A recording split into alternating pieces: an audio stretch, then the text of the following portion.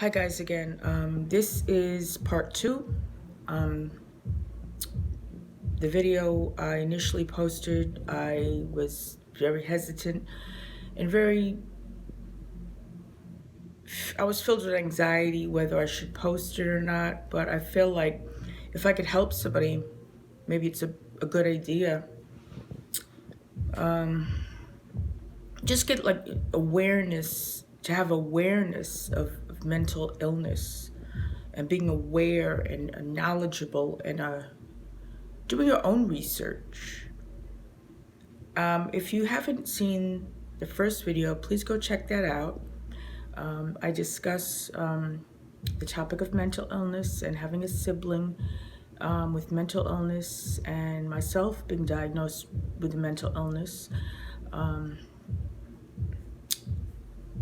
This video I'll try to go more in depth. I'll try to, have it not so, I'll try to cut to the chase and get to the point. The first video I described my sister, who's a year apart from me. We were close and we shared a bedroom together. And I believe when she hit her mid-teens, her behavior started to change. We attended, we were living in Purchase, New York at the time. And I remember we all myself and my two siblings attended public schools in Purchase, New York. And I noticed that my sister wasn't, at one point she stopped attending school with myself and brother.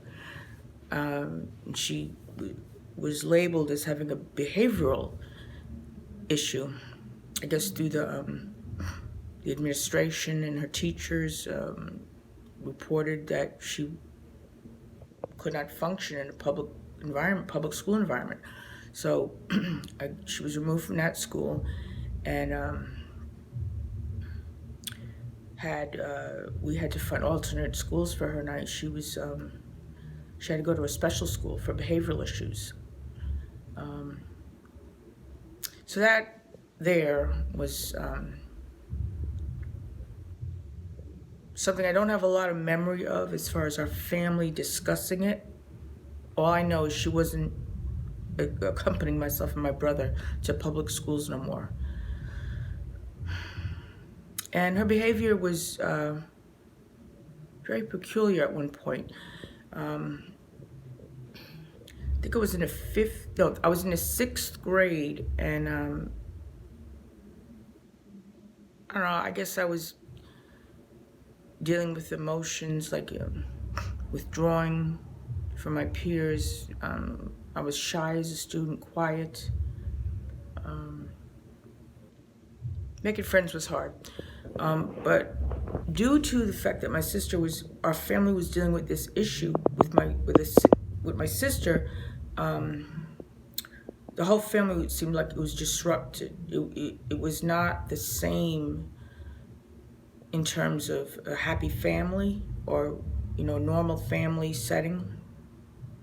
So I think I was really feeling sad and down and withdrew from my peers because I had that secret situation that I never spoke about to anyone in my academic setting.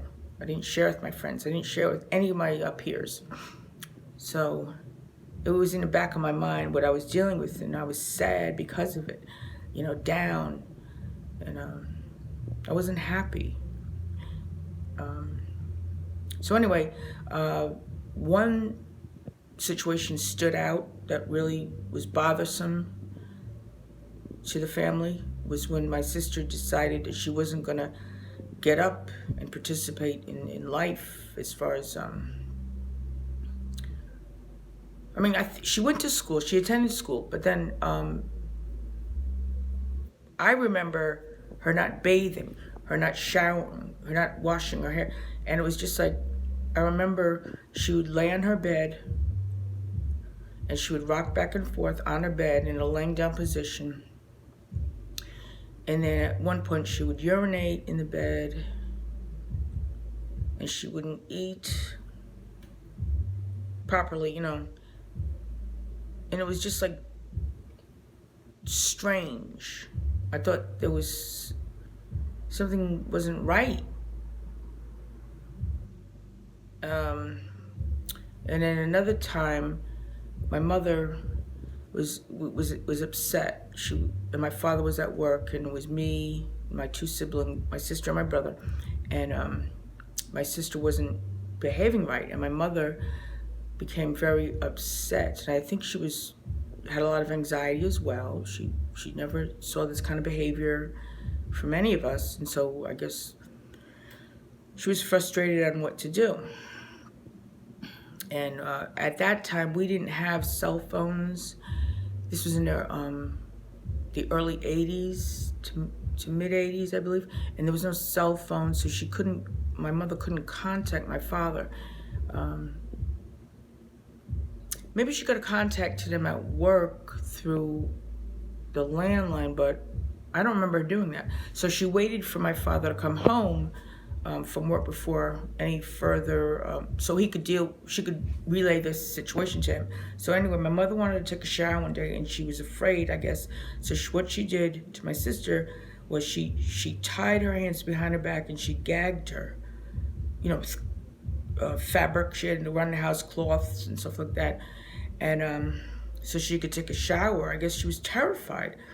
I don't know. My sister wasn't really showing. She wasn't presenting violent behavior towards any of the family, and I don't know. She was like, one time she mentioned she was going to blind herself with lye. It's like a corrosive, some kind of a chemical agent is all I know what lye is. I'm not too familiar with that. And she said she was going to lick deodorant. She wanted to blind herself. She said those things, but I didn't really think she was serious. I saw her lick deodorant, but I didn't see her do anything further than that as to what she said. So I think I was scared, fearful of what she would do. Like, would she go through with these things she was saying? I mean, but my mother, she's Irish. She was born and bred in Ireland, and she had her own way of upbringing and what she was used to seeing. So I don't know. I think she was maybe in a panic mode, my mother. I didn't ask her. I just was observing what was going on in the family. I didn't want to say too much or ask questions because my mother was angry, and I didn't like when she got angry, my mother. So I just didn't ask her anything. I just observed what was going on. Excuse me. So my mother took a shower while my sister was gagged and bound, and my sister was crying, and I tried to take the bind off her hands from behind her back. I felt sorry for her. I felt sad, because she was crying, and I didn't know what to do. My heart went out to her. I just feel like I wanted to save her in a way, free her from the restraints. And I don't remember a lot of what happened during the course of that day in terms of what my mother did when I unleashed her or whatever. My father came home, and then my mother said she wanted to have my sister put away. And then my mother was very angry. And when my mother asked my father to do things, he would do it, because it was almost like my mother ruled the household, but my father was the breadwinner. You know what I'm saying? So it was like, whatever my mother said had to be done. So my father listened to my mother, and he made a phone call and called for emergency service to come out to the house, and my sister was taken away and brought up to Grasslands Hospital. Back then it was called Grasslands. It's no longer called that right now. I think it's called what the hell is it? Westchester Medical Center. Anyway, she was taken up there and she didn't return home with my father. So they kept her there, I guess, for evaluation. And my father came home and mentioned to the family that my sister was diagnosed with paranoid schizophrenia, and I had no idea what that was, and I didn't ask questions. I just took it at what my father said and left it at that. But I was relieved, because I didn't have to worry about my sister anymore. I didn't have to worry about her harming herself or leaving the house. She would walk out the front door in pajamas in the freezing cold and run down the street barefoot. And then, you know, these things weren't normal, what people would normally do, you know. So my sister was really suffering with a terrible mental illness. And as I got older, you know, I researched mental illness and different mental illnesses and disorders, and that, they say paranoid schizophrenia is one of the most severe. And it's really sad because I lost my sister. And if you like this video, please like, subscribe, and share. Thank you for your support.